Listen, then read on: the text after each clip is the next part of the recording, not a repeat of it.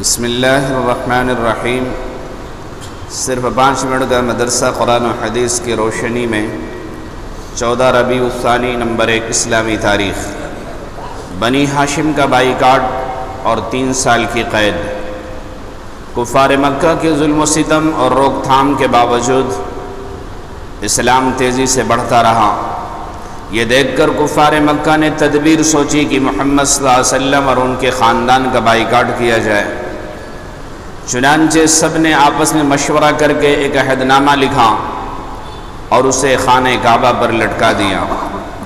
اس عہد نامے کے مطابق کوئی بھی محمد صلی اللہ علیہ وسلم اور ان کے خاندان والوں سے میل جول، لین دین اور شادی بیاہ نہیں کر سکتا تھا۔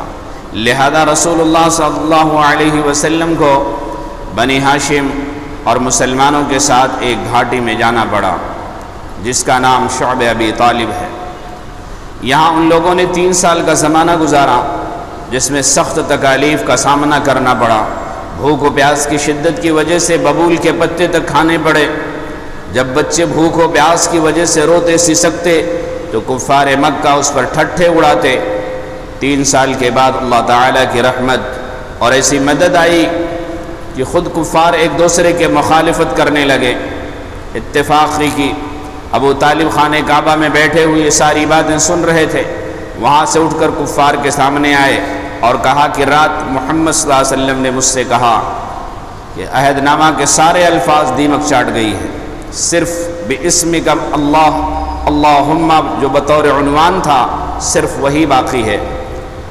جب عہد نامہ دیکھا گیا تو حرف بحرف آپ صلی اللہ علیہ وسلم کی بات سچی نکلی اور کفار کی گردنیں شرم کے مارے جھک گئیں۔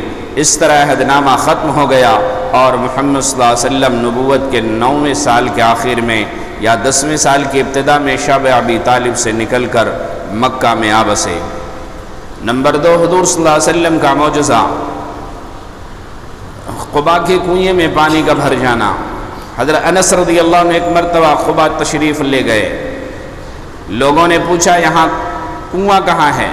لوگوں نے کنواں بتلایا۔ وہاں پہنچ کر دیکھا تو فرمایا ہاں یہ وہی کنواں ہے جس میں سے لوگ اپنی ضرورت کے لیے پانی لے جایا کرتے تھے تو پانی بہت کم ہو جاتا تھا۔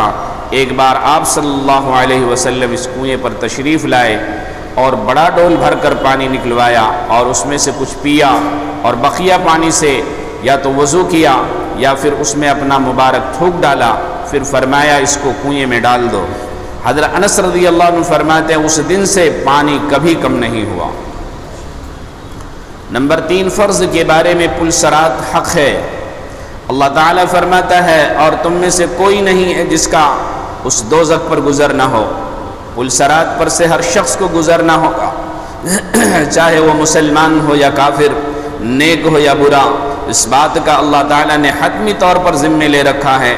پھر جن لوگوں نے تقوی اختیار کیا انہیں تو ہم نجات دے دیں گے کہ وہ پل صراط پر سے عافیت کے ساتھ گزر جائیں گے، اور جو ظالم ہیں وہ پل صراط پر سے دوزخ میں گر جائیں گے اور ہم انہیں اسی حالت میں چھوڑ دیں گے کہ اس دوزخ میں گھٹنوں کے بل پڑے ہوں گے۔ پل صراط حق ہے اور اس پر ایمان لانا فرض ہے۔ سنت کے بارے میں نمبر 4، قرضوں اور غموں سے نجات کی دعا۔ رسول اللہ صلی اللہ علیہ وسلم نے قرضوں اور غموں سے چھٹکارے کے لیے صبح و شام دعا پڑھنے کے لیے فرمایا اللہم انی اعوذ بک من الہم والحزن واعوذ بک من العجز والکسل واعوذ بک من الجبن والبخل واعوذ بک من غلبۃ الدین وقہر الرجال۔ نمبر 5، اہم عمل کی فضیلت، ہر حال میں اچھی طرح وضو کر کے مسجد جانا۔ رسول اللہ صلی اللہ علیہ وسلم نے فرمایا تکلیف اور ناگواری کے باوجود پوری طرح مکمل وضو کرنا، مسجدوں کی طرف زیادہ قدم بڑھانا اور ایک نماز کے بعد دوسری نماز کا انتظار کرنا، یہ اعمال گناہوں سے آدمی کو بالکل پاک اور صاف کر دیتے ہیں۔ نمبر 6، گناہ کے بارے میں جھوٹے خداؤں کی بے بسی۔ قرآن میں اللہ تعالیٰ فرماتا ہے جس کو تم اللہ کے سوا پکارتے ہو وہ کھجور کی گٹھلی کے ایک چھلکے کا بھی اختیار نہیں رکھتے۔ اگر تم ان کو پکارو بھی تو وہ تمہاری پکار سن بھی نہیں سکتے، اور اگر بالفرض وہ سن بھی لیں تو تمہاری ضرورت پوری نہ کر سکیں گے اور قیامت کے دن تمہارے شرک کی مخالفت و انکار کریں گے۔ نمبر 7، دنیا کے بارے میں، دنیا کی چیزوں میں غور و فکر کرنا۔ قرآن میں اللہ تعالیٰ فرماتا ہے اسی بارش کے پانی کے ذریعے اللہ تعالیٰ تمہارے لیے کھیتی، زیتون، کھجور، انگور اور ہر قسم کے پھل اگاتا ہے، یقیناً ان چیزوں میں غور و فکر کرنے والوں کے لیے بڑی نشانیاں ہیں۔ نمبر 8، آخرت کے بارے میں، جنت کی نعمتیں۔ قرآن میں اللہ تعالیٰ فرماتا ہے مقرب بندوں کے لیے جنت میں ایسے میوے ہوں گے جن کو وہ پسند کریں گے، اور پرندوں کا ایسا گوشت ہوگا جس کی وہ خواہش کریں گے، اور ان کے لیے بڑی بڑی آنکھوں والی حوریں ہوں گی جیسے حفاظت سے رکھا ہوا پوشیدہ موتی ہو۔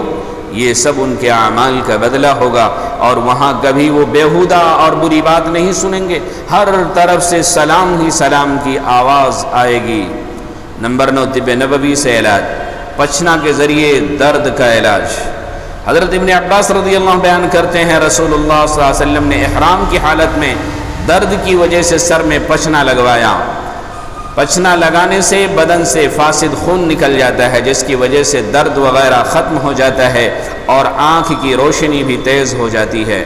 نمبر 10، نبی صلی اللہ علیہ وسلم کی نصیحت۔ رسول اللہ صلی اللہ علیہ وسلم نے فرمایا اپنے نفع کی چیز کو کوشش سے حاصل کرو اور اللہ سے مدد چاہو اور ہمت مت ہارو، اور اگر تمہیں کوئی حادثہ پیش آ جائے تو یوں مت کہو کہ اگر میں یوں کرتا تو ایسا ہو جاتا، بلکہ یوں کہو کہ اللہ تعالیٰ نے یہی مقدر فرمایا تھا اور جو اس کو منظور تھا اس نے وہی کیا۔